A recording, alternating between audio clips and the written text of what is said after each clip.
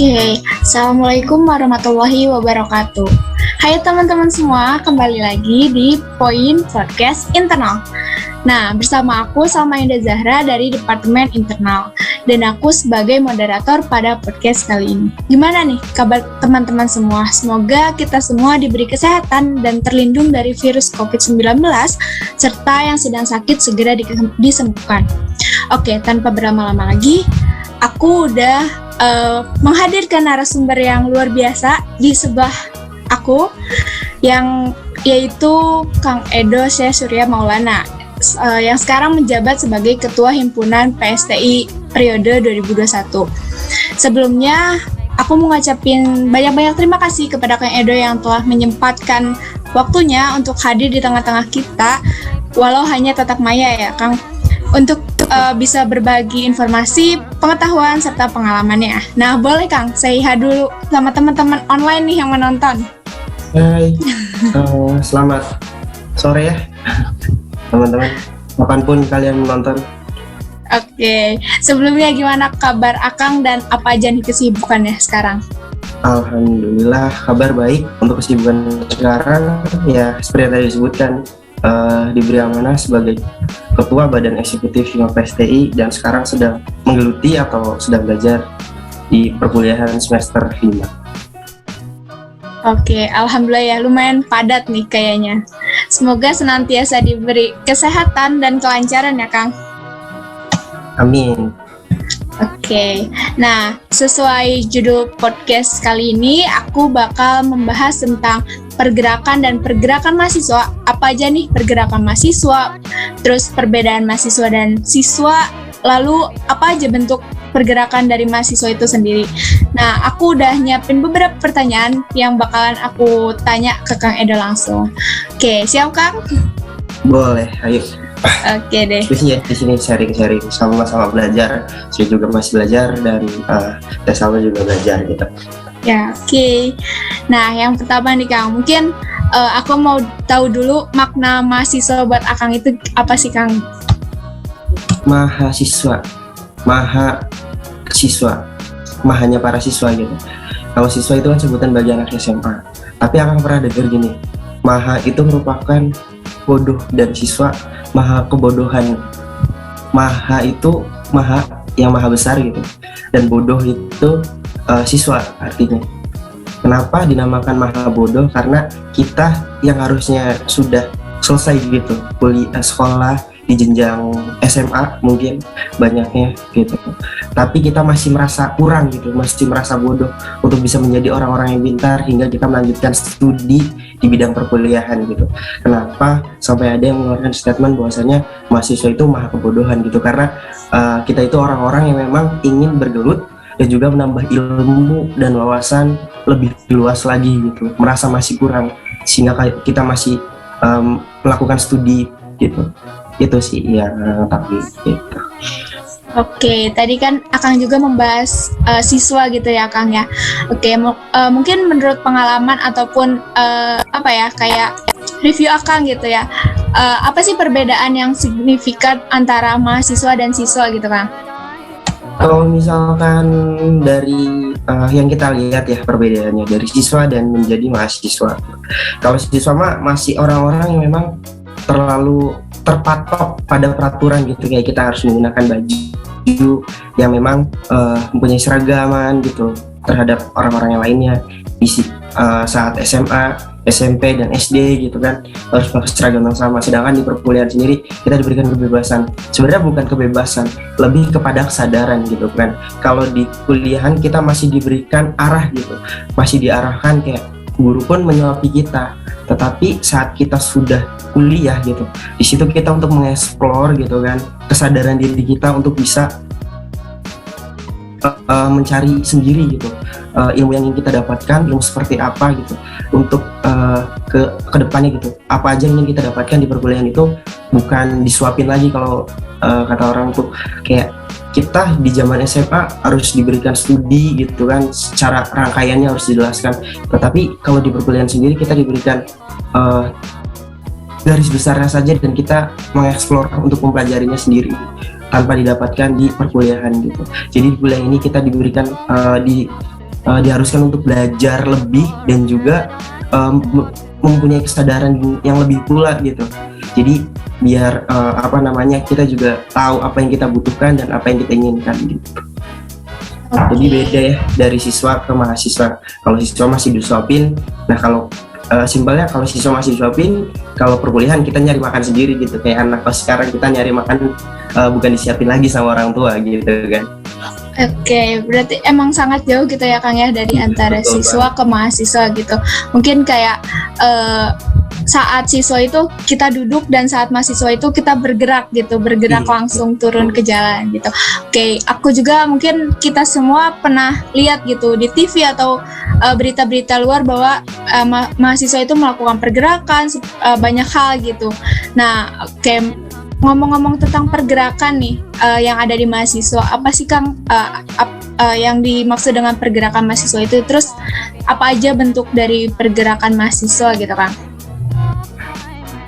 Membahas mengenai pergerakan itu berarti kita bergerak ya, bukannya diam, dan ada pemicunya gitu. Jadi pergerakan itu kalau di kuliahan bisa dikatakan kegiatan kemahasiswaan gitu, di perguruan tinggi yang mana ingin mendedikasikan ke intelektualitasnya dan kemampuan para pemimpin yang dikatakan aktivis gitu dalam memecahkan permasalahan yang ada gitu. Jadi bukan hanya mengkaji isu teori, tetapi bergerak secara langsung gitu. Kita mencari permasalahannya, kita cari tahu kenapa gitu. Jadi karena kesadaran dari diri sendiri yang tadi sudah dikatakan gitu, kita mencari tahu lebih gitu daripada saat kita menjadi siswa gitu. Nah, pergerakan itu bisa dikatakan di kampus sendiri kita harus ada kesadaran diri gitu. Kalau misalkan nggak ada pemicunya, bagaimana kita mau bergerak gitu? Kalau misalnya dalam peraturan pergerakan itu orang-orang pasti taunya kayak demo gitu, demo. Sebenarnya enggak gitu. Kita ambil lingkup kecilnya di kampus gitu. Pergerakan itu jika kita terdongkrak ada permasalahan yang ada di kampus sendiri. Contohnya di kampus UPI Purwakarta gitu. Contoh pada zaman dulu mungkin UPI kampus Purwakarta mempunyai ruangan yang memang tidak ber-AC contohnya. Gitu. Dan kita tergerak gitu, ini kita membayar tapi kita tidak mendapatkan fasilitas yang memang memadai gitu. Dan kita harus memberikan gebrakan gitu agar bagaimana dari pihak terkait bisa memberikan kenyamanan terhadap kita untuk berkuliah gitu, kayak dari kelembagaan gitu. Jadi harus ada pemantiknya gitu. Bergerak bukan hanya bergerak tahu-tahu demo gitu, ribut, tidak gitu. Bergerak itu harus punya landasannya gitu. Kalaupun di perundang-undangan demo itu merupakan sesi terakhir. Kita harus ada konsolidasi, kita harus ada pembahasan secara teori gitu kan. Kita kaji dulu permasalahannya apa, baru tuh itu namanya pergerakan. Jadi pergerakan itu bukan hanya tentang demo saja, tetapi kesadaran kita untuk merubah sesuatu gitu. Itu sih. Oke, tadi kan Akang juga udah bilang kalau misal pergerakan itu ada pendorong atau pemicunya ya Kang ya. Iya. Nah, mungkin bisa dijelasin biasanya ada nggak sih tolak ukur mahasiswa dalam melakukan sebuah pergerakan gitu Kang? Iya, kalau misalkan dari bidang internalnya ya, kita kan bahas bidang internal, jadi pergerakan yang ada di kampus saja gitu. Kalau misalnya kita bahas masalah pergerakan di luar atau eksternal gitu, itu mungkin luas cakupannya ya. Landasan untuk kita bergerak itu tidak ada gitu. Kayak maksudnya yang tidak ada, kita biasanya diarahkan dalam pergerakan itu memberikan teori-teori yang memang ada permasalahan di kampus gitu. Kayak yang dirasa mungkin selama perkuliahan tadi fasilitas kita kurang, contoh gitu, fasilitas kurang, terus bahkan ada orang-orang yang memang berpikir bahwasannya kekeluargaan itu penting dalam sebuah kampus gitu kan. Tanpa adanya kekeluargaan, kampus tidak bisa berjalan sesuai dengan tidak bisa berjalan sesuai semestinya gitu ya. Perkuliahan aja, tetapi ada orang-orang memang dirasa kita kurang ada keluargaan, kita terlalu individualis satu sama lain gitu. Jadi nggak ada keterikatan satu sama lain. Itu pun bisa dijadikan landasan untuk terjadinya sebuah pergerakan. Berarti kan si dia pengen biar kita tuh mempunyai kedekatan emosional ataupun kedekatan secara kedekatan secara emosional dan juga keluargaan gitu. Jadi biar maunya anak kampus itu mempunyai kinerja dan kerjasama bersama gitu, bukan individualis kepentingan diri sendiri. Karena ya udah gitu, masing-masing aja, tetapi pengen membangun UPI Kampus Purwakarta contohnya ya, ingin membangun UPI Kampus Purwakarta lebih baik lagi, ingin membuat PSTI itu prodi PSTI lebih baik lagi ya, itu ada alasan-alasan tertentu gitu kenapa terjadinya sebuah pergerakan gitu, untuk landasan-landasan utama gitu pemicunya. Mungkin seperti itu, karena kalau misalkan dikatakan bergerak itu tidak ada batasan gitu. Batasan kalau dirasa kita kurang nyaman, kita kurang kayak pasti ada gitu, kayak benar kita. Saya rasa di kampus ini fasilitasnya kurang gitu. Saya rasa di kampus ini pergerakannya kurang. Pergerakan seperti apa gitu yang dikatakan bergerak gitu.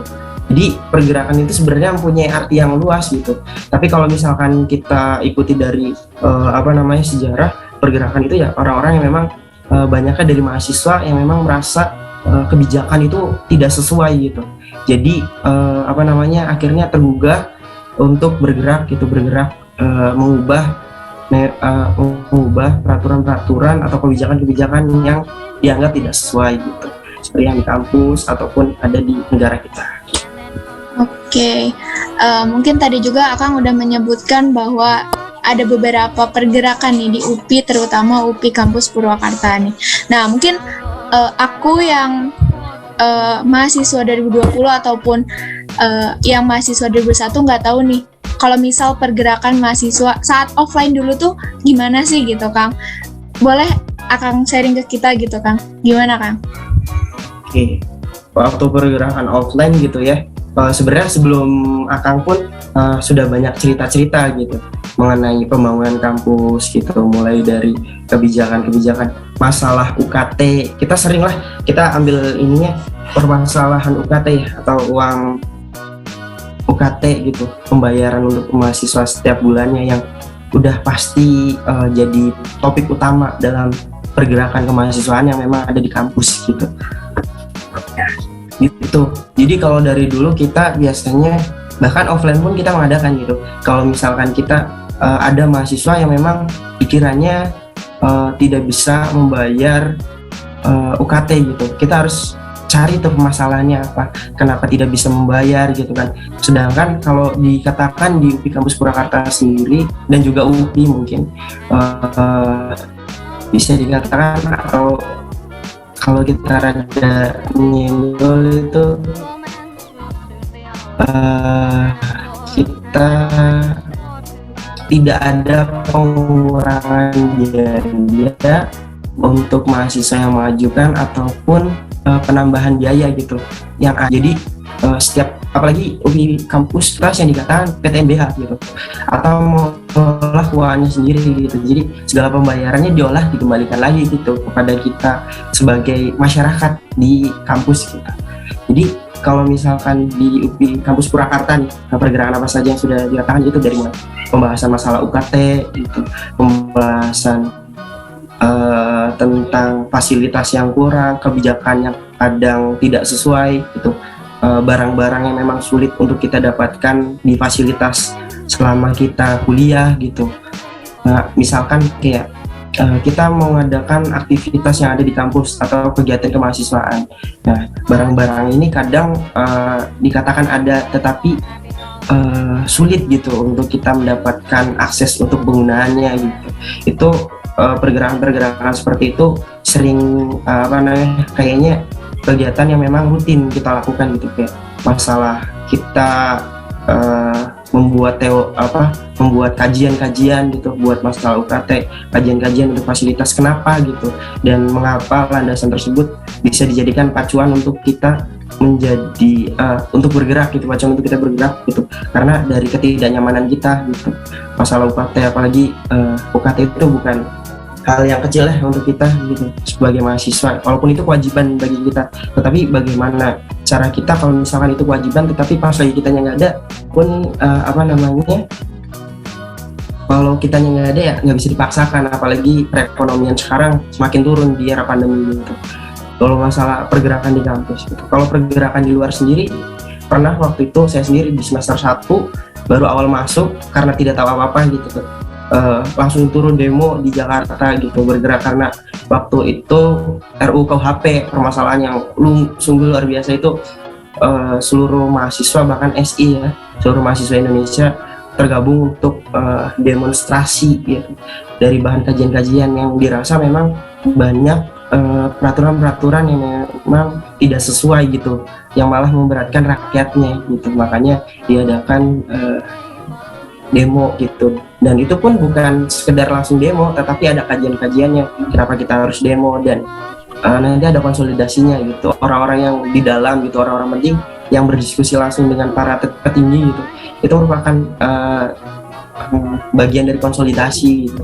Cuman kalau misalkan memang tidak diterima konsolidasi kita, ya jalan satu-satunya yang terakhir itu unjuk rasa atau demo, tapi itu demo pun punya peraturan-peraturan tertentu gitu. Itu kalau misal kita bahas luar gitu. Kalau di kampus sendiri kayaknya memang jarang gitu pergerakan seperti mendemo atau demonstrasi langsung kepada pihak lembaga gitu, tetapi kayak lebih ke konsolidasi.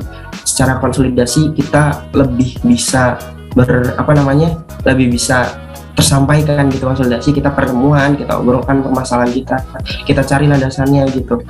Jadi kalau misalkan demonstrasi itu tahapan terakhir, tapi ternyata di Purwakarta sendiri sudah sampai tahap konsolidasi tapi sudah didengar gitu. Jadi tidak sampai demonstrasi gitu untuk masalah pergerakan gitu sih. Oke, cukup lengkap nih Kang, dari internal UPI-nya maupun di luar gitu. Oke, tadi kan Akang udah membahas pergerakan-pergerakan dan bentuk pergerakan mahasiswa secara offline ya Kang ya. Nah, kalau misal sekarang ini kan kita memang dihadapkan dengan pandemi COVID-19 yang segalanya ini diharuskan online gitu. Nah, mungkin apa sih upaya kita gitu untuk ikut serta dalam pergerakan juga, dari hal terkecil maupun hal terbesar yang bisa kita ikutin secara online gitu Kang? Betul. Oke. Kalau menurut saya sendiri sekarang kan kita kayak kita difasilitasi, walaupun sekarang di era pandemi, tapi kita difasilitasi teknologi yang memadai gitu. Kita bisa membuat pamflet gitu, bergerak dalam bidang keteknologiannya gitu. Kita naikkan hashtag, biasanya paling banyak tuh sering banget kayak di Twitter ataupun di Instagram gitu.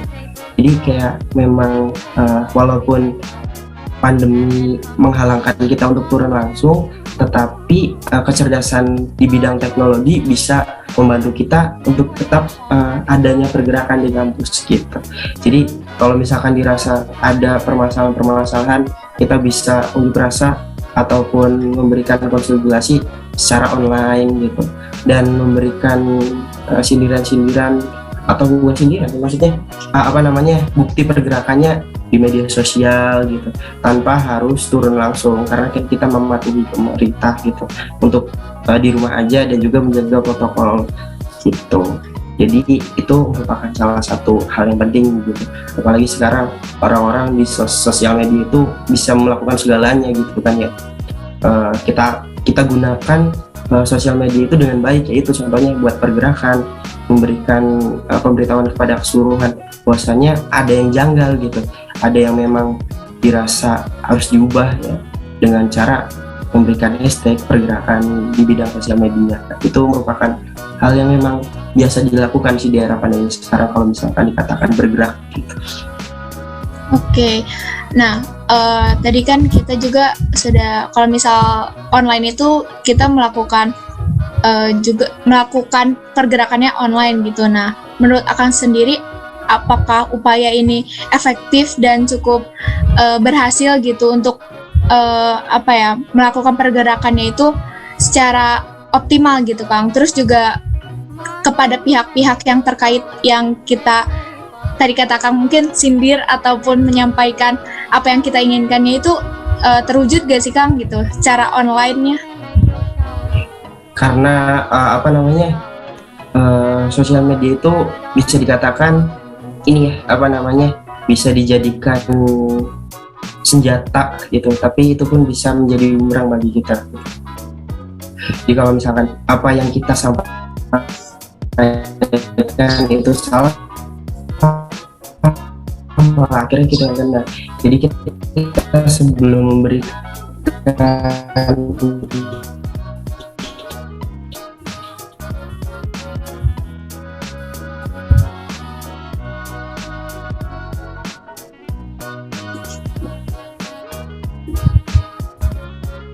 tanggapan-tanggapan di sosial media atau menaikkan permasalahan-permasalahan yang jelas, sehingga tidak memicu. Kalau misalkan di kampus Purwakarta sendiri, masalahkan konsolidasi secara pertemuan di kampus, kita kaji permasalahannya, rektorat gitu, kita langsung hubungi beliau, kita harus menghubungi dari pihak lembaganya secara langsung gitu. Jadi tidak sesusah saat kita di kelembagaan gitu, tidak sesusah yang memang di kenegaraan kita gitu. Jadi kalau misalnya ruang lingkup kampus itu masih hal kecil gitu, pergerakan yang memang miniatur pergerakan kita untuk di kenegaraan gitu. Jadi di kampus itu kita memang dibelajari untuk bisa bergerak di lingkup yang memang tidak terlalu besar gitu, tetapi bagaimana cara aspirasi pergerakan dan konsolidasi kita itu bisa tersampaikan gitu. Ya gitu, kita langsung adakan konsolidasi terhadap ormawa-ormawa yang ada, kita kaji permasalahannya, baru tuh kita sampaikan pada petinggi-petinggi yang memang ada di kampus gitu. Nah, sosial media itu biasanya untuk membantu atau memberikan informasi kepada orang-orang yang memang ada di kampus gitu, orang-orang yang lainnya memang dirasa kurang peka gitu. Jadinya ada itu untuk memantik mereka. Jadi kita mempunyai masa yang banyak memang. Jadi permasalahan ini bukan hanya di saya gitu, tetapi kalian juga mempunyai permasalahan yang sama. Jadi kan kita nggak bisa nih kalau misalkan konsolidasi tapi sendiri gitu kan, mempunyai pergerakan sendiri kayak ya saya mah pengen sendiri aja gitu, yang merasakan saya doang tetapi yang lain enggak, itu tidak bakal bisa gitu. Kita harus mengkaji permasalahan itu apakah dirasa oleh seluruh mahasiswa yang ada di UPI Kampus Purwakarta gitu, atau di PSTI-nya dirasakan oleh semuanya, baru tuh kita harus mempunyai permasalahan. Kalau misalkan yang lain dirasa dirasa kurang gitu, dirasa kayak ini bukan suatu permasalahan, ya itu tidak bakal jadi sebuah pergerakan gitu. Jadi harus ada kesepakatan dengan yang lain gitu.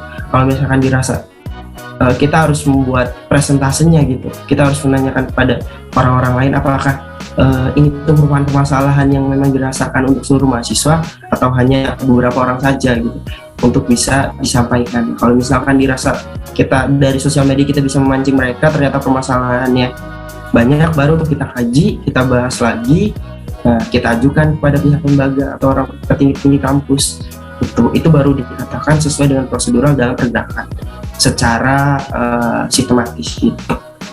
Oke, mungkin tadi juga dijelasin sama Akang kalau misal pergerakan mahasiswa itu gak bisa dilakukan oleh setengah mahasiswa saja gitu, harus semua mahasiswa ataupun kesepakatan bersama gitu ya Kang ya.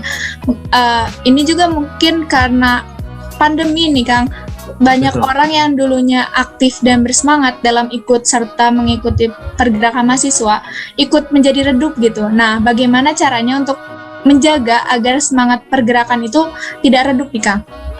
Iya, kalau itu kan bisa dikatakan kesadaran dari diri masing-masing gitu ya.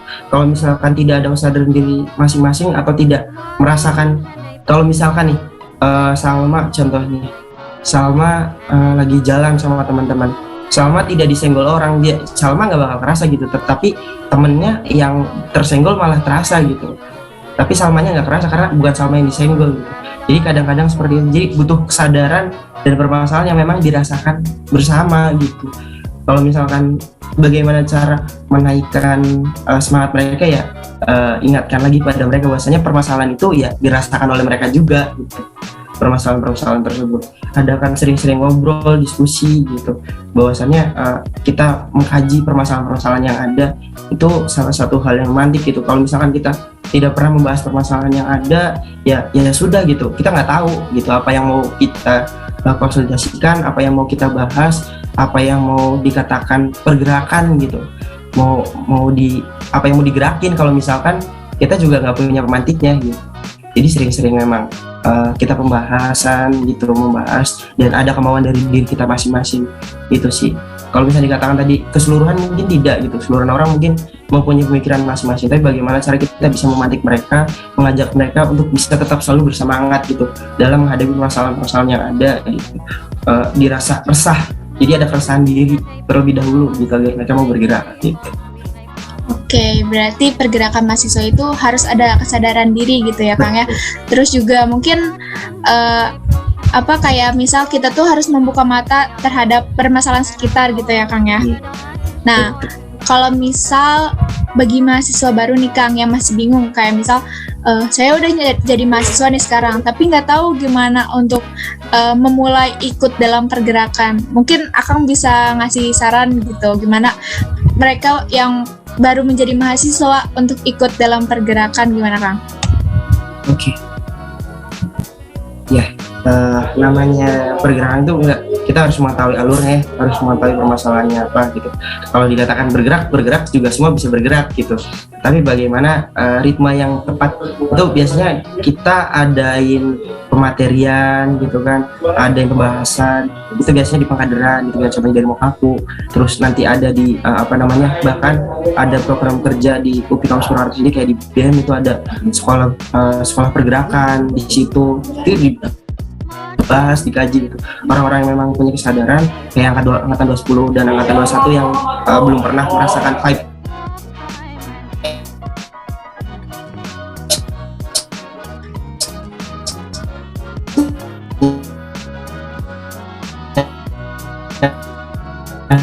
secara langsung gitu, mereka bisa pengadilan dasar pun dijelaskan gitu apa itu pergerakan. Juga waktu ikut demo ya ya udah yang penting ikut aja rame-rame, kalau apa tuh gitu biasanya kayak suka demonya aja tetapi nggak tahu nih pembahasannya apa dan dirasa keresahan itu apa gitu, yang dirasa memang harus diubah itu apa gitu dalam sebuah pergerakan. Mungkin bisa lebih lanjutnya orang-orang, mungkin kalau misalnya saya memang bukan di ranah pergerakan, tetapi saya juga orang-orang yang memang sering merasakan keresahan gitu. Jadi kayak kita kayaknya ada sesuatu hal yang mengganjal gitu. Jadi kita harus merubah sesuatu gitu, kayak ini kalau misalkan kayak gini nggak enak rasanya. Nah, kalau misalkan untuk posisinya orang-orang pergerakan sendiri di kampus banyak gitu. Bahkan ya tadi di Proker BEM sendiri ada yang namanya sekolah pergerakan gitu, yang ranahnya memang membahas hal tersebut, mengkaji gitu. Lebih jelasnya di situ sih dijelasin. Memang sudah ada ranahnya. Jadi kita belajar itu bukan bukan kita menunggu, tetapi mencari gitu. Kalau misalkan kita nggak mencari ya kita nggak bakal dapat ilmunya, apalagi di ranah perkuliahan sekarang gitu, bukan disuapin lagi tetapi harus cari makan sendiri. Oke, mantap banget nih. Mungkin pembahasan tadi emang sudah lumayan banyak, apalagi mengenai pergerakan mahasiswa itu mungkin gak ada habisnya gitu ya Kang ya buat dibicarakan. Benar, kalau masalah bahas pergerakan itu nggak ada habisnya, karena permasalahan itu pasti ada gitu, dan keresahan itu akan timbul dan memantik kita untuk bisa bergerak gitu. Oke, mungkin kita beranjak ke pertanyaan yang terakhir nih Kang. Boleh. Pesan Akang untuk mahasiswa mengenai pergerakan gimana Kang? Susah ya kalau misalnya dikatakan pesan, tapi menurut saya sendiri dan apa yang saya rasakan gitu, kalian boleh bergerak dalam pergerakan yang memang ada, tetapi bukan hanya sekedar bergerak, tapi harus tahu landasan dan apa yang ingin kalian berubah gitu. Yang pertama, kesadaran dari diri masing-masing gitu.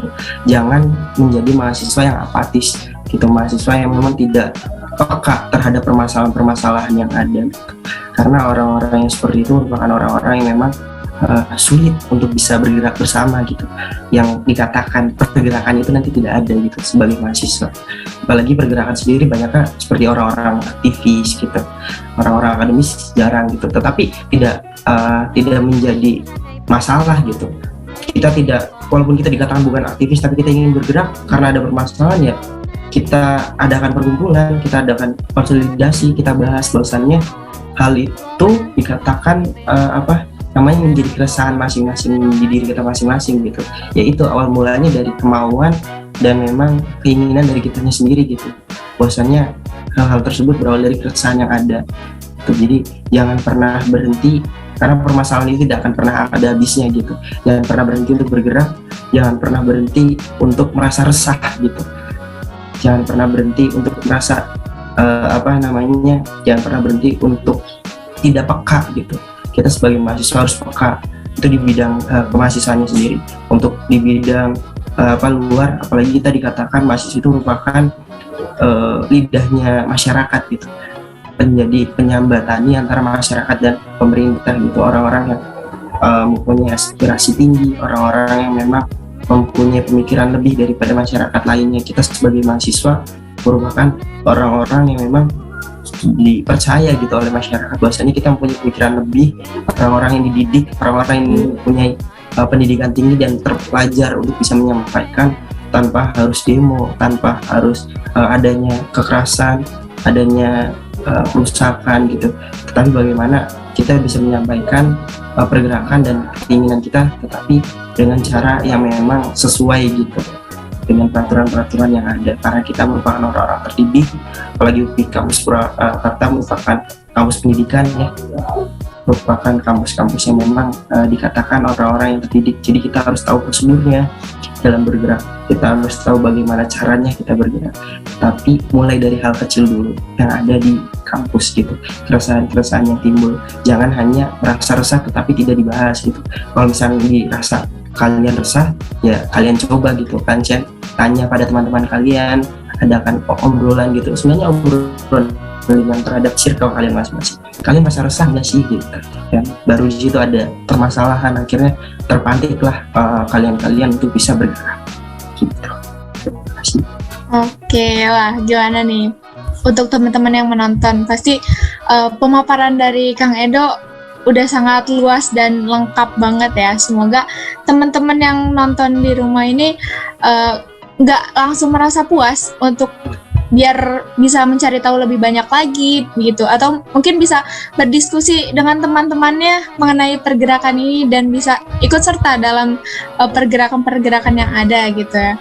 Sebelumnya terima kasih lagi untuk Kang Edo yang telah bersedia memaparkan beberapa penjelasan mengenai pergerakan, dan semoga teman-teman juga lebih paham dan mungkin bisa menjadi bagian dari pergerakan mahasiswa, terutama mahasiswa UPI gitu.